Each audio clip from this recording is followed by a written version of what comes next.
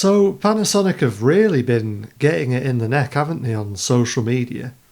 And here's my take on it. For a long time, let's go back to the start of the whole DSLR thing with video and the 5D Mark II came out.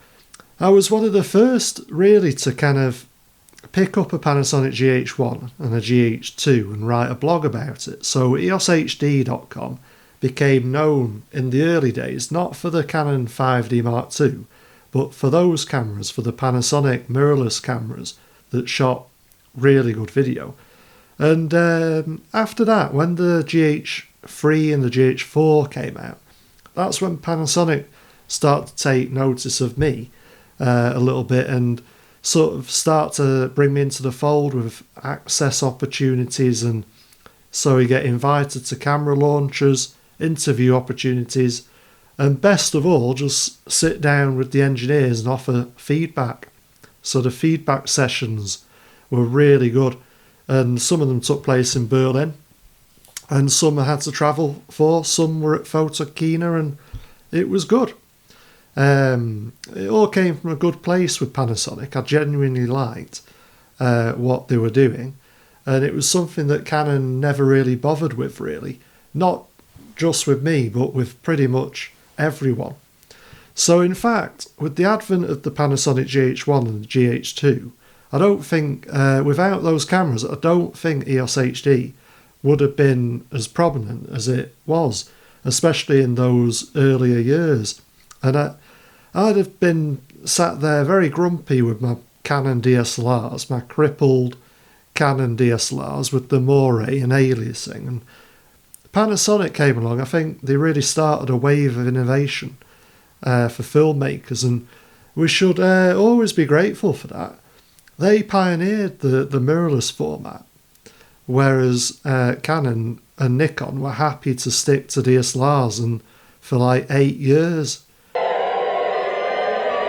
So there is something very disingenuous, I think, about Gerald Undun's hit piece on Panasonic and that trip to Tokyo that he wasn't invited on.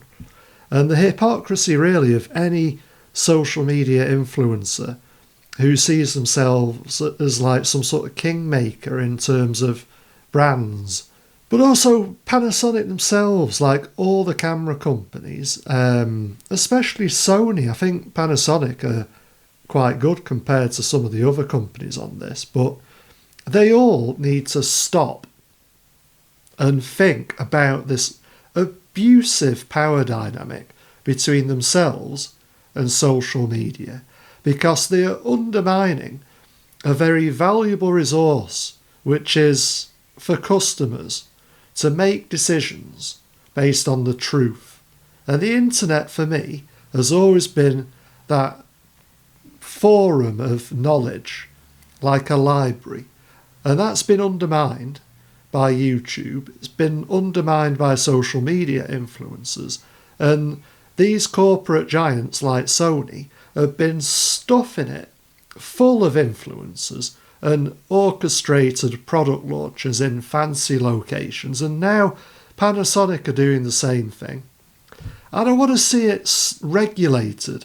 It's not fair on either the social media influencers or the customers or the platform of YouTube itself, and it needs to stop, not just in cameras, but across the board with pretty much all consumer items or technology. And yeah, sadly though, the great majority of these influencers, whether they pretend to be or not, are absolutely fine about this and have played the game for years. And only now he's not invited does Gerald make a big discussion point about what he sees as the injustice and the poor ethics of it all. But he's just not in a position to have any moral authority on it at all.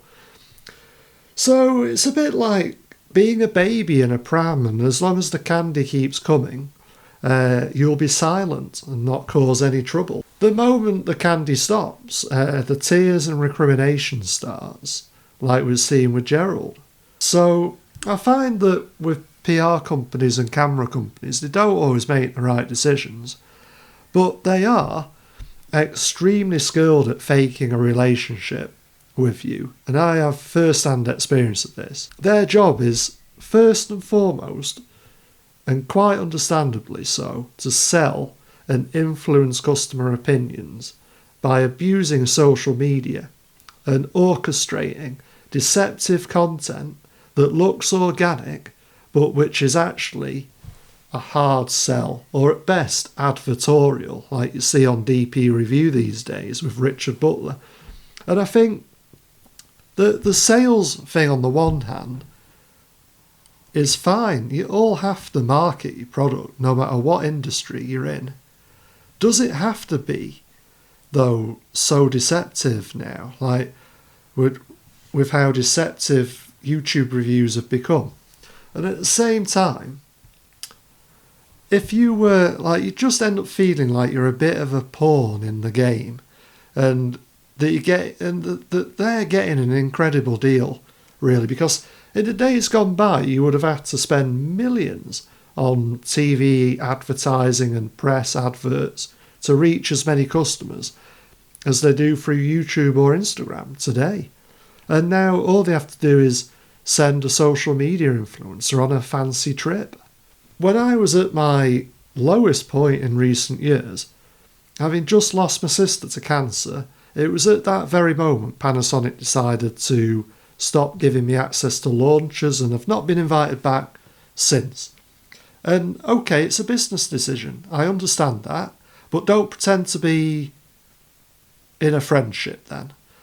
Business, friendship, two very separate things. The moment they overlap is where it becomes dishonest, really. And I don't mind. I'm happy to continue using the cameras myself, buying the cameras myself. I don't need a fancy trip to Tokyo to be enthusiastic about whatever comes next from Panasonic or any of the other camera manufacturers. And if I ever needed any proof that these companies were not interested in a real friendship or a real collaboration, then that is it. So perhaps because they had already got everything they needed from me and out of my blog EOS HD, and if I was going to take some time off for personal reasons to deal with a tragedy, then I was no longer very much used to them in terms of the marketing. So the camera companies are not your friend, and they're only ever going to be fake friends, as Gerald Undone is starting to realise. Sony will drop him. Panasonic will drop him at some point. They will drop all of us and move on to whoever is the next shill. If you play this game, expect to lose. I've already refused to go as deeply into this game as I could have done myself, because, quite frankly, I'm not as stupid as I look.